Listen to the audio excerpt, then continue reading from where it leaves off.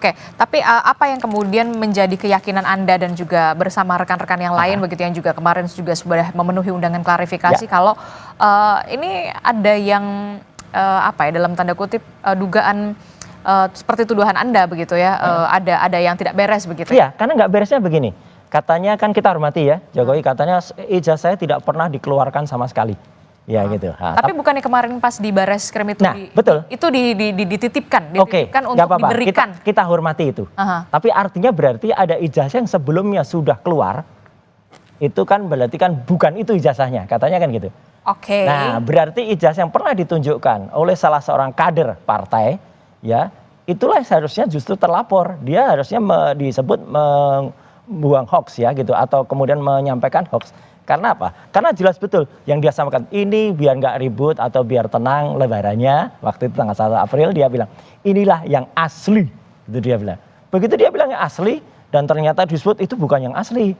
Dr. Rismond, Dr. Roy, Dr. Tifa menganalisis yang salah. Lah berarti orang yang memastikan yang itu yang asli itu harusnya diperiksa dulu. Dan dialah sebenarnya bisa kena di dalam pasal 32 dan 35 Undang-Undang ITE.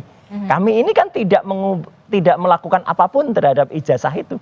Tidak menambah, tidak mengubah, nggak nambahin kacamata gitu ya. Kemudian tidak mengubah font gitu ya. Nah, tapi kalau pasal itu ditancapkan, itu yang nanti mungkin harus dipertanyakan oleh semuanya gitu ya. Kenapa sebuah pasal yang harusnya dikenakan pada kader PSI itu, yang dia menampilkan, membuat asli sesuatu yang sebenarnya tidak asli, katanya begitu.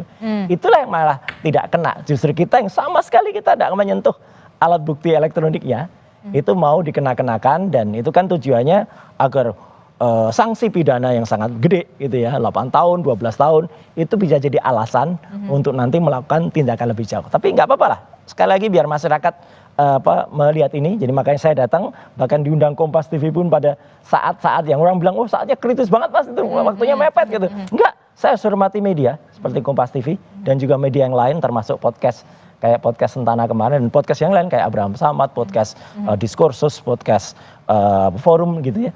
Untuk kemudian menyampaikan ini kepada masyarakat dan podcast-podcast ini adalah selaku pilar keempat dari demokrasi. Oke. Gitu. Mereka hanya menyampaikan informasi yang seharusnya diketahui oleh masyarakat, termasuk Bu Mega. Kalau Bu Mega misalnya tahu itu sudah ditayangkan, ya sudah selesai gitu loh. Tapi bagaimana respon Anda ketika kemarin adik ipar Jokowi kemudian membawa itu ke Bareskrim begitu, kemudian apakah Anda juga punya keyakinan kuat tentang apa yang sudah Anda katakan pada Oke, kita hormati semua. Jadi bahwa Pak Wahyudi atau siapa gitu namanya kemarin adik ipar atau adiknya Iriana itu bahwa meskipun itu agak lucu gitu. Artinya kan harusnya dia itu dipanggil gitu ya. Dipanggil kemudian ada proses penyitaan gitu. Ini kan kemarin hanya ditunjukkan ketika dia datang. Tapi oke lah, itu kita hormati semua.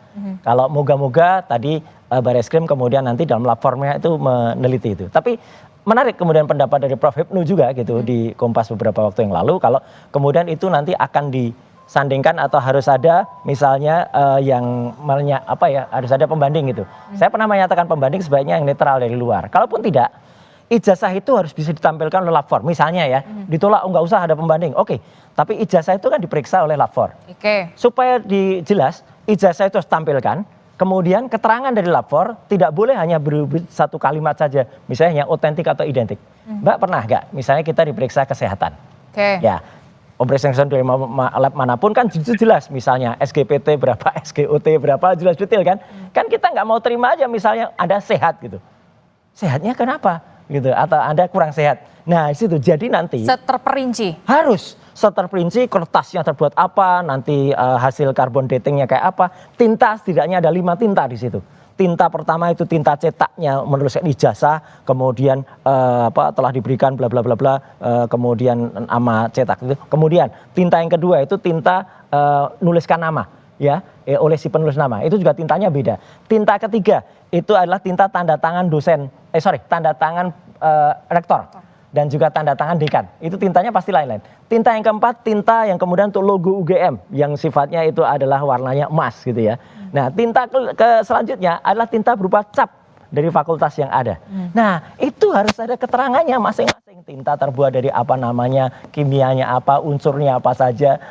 Kalau tidak serinci itu, ya kalau kemudian tidak ada pembanding, ya masyarakat akan menilai ini pemeriksaan lab 4 kok kayak gini gitu, kok abal-abal gitu loh. Tapi kalau itu ada, saya hormati lab 4 ya gitu, dan biarkan itu akan menjadi diskursus di masyarakat.